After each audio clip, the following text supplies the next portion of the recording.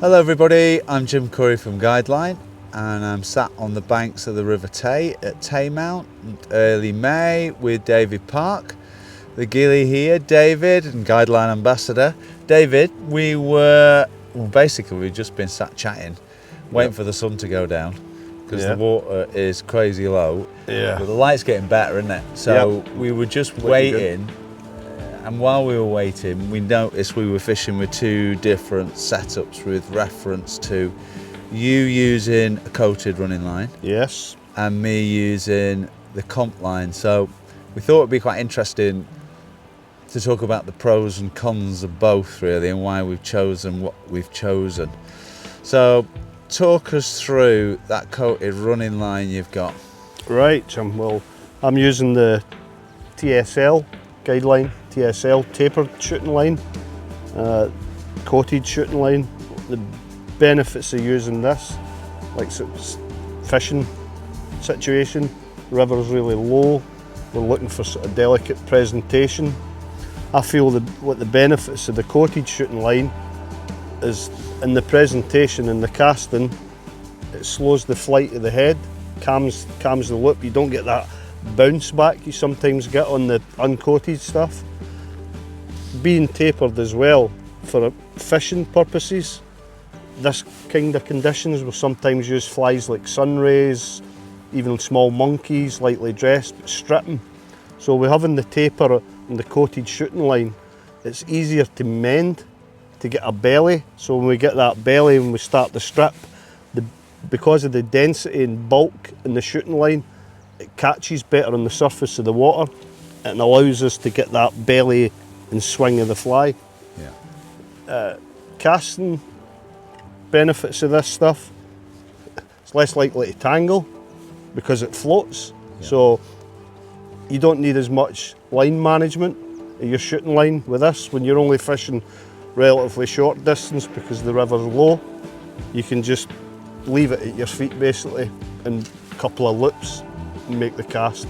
Yeah, I get that. All that makes perfect sense. I mean, I'm hard pressed to move away from this at times. Yeah. You know that. And I think you've made some very valid points. I mean, if I think about the Compline Pro, the first thing really that pops into my head, and one of the reasons I use it, would be distance. Yeah. It's so slick. The diameter's so fine with reference to a coated running line that because there's so much less friction running through the rod rings, I know I can chuck it further.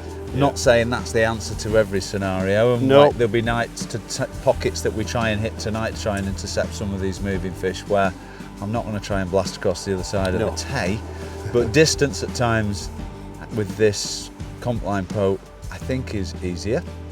The other thing I like about it is it's so low stretch that when I do make contact, I just like feeling of everything locking up. I don't feel like I'm hooking something on a rubber band. I just feel like I'm driving that hook home. I feel it's very sensitive even when I'm fishing at range. I hear what you're saying about like the line control and the mending, and that makes, I can't argue with that, that makes perfect sense. I think this really comes into its own for me, probably not in these conditions, but like early season, back end, or if we have water now and I'm fishing our sinking heads, and I'm trying to drop these heads in and dig them in to deep pockets against shelves and trenches and gullies, I can lift this Compline Pro right off the water, maybe even take a step down and drop everything in that wee bit deeper. And I can kind of do that very gently without necessarily dragging the fly away from its intended target. Keep it on track. And I like that. But at the same time, I hear you with reference to the coated stuff floating, because that's absolutely right. And I know it's one of the fears that people have with the Compline Pro is that it's going to sink.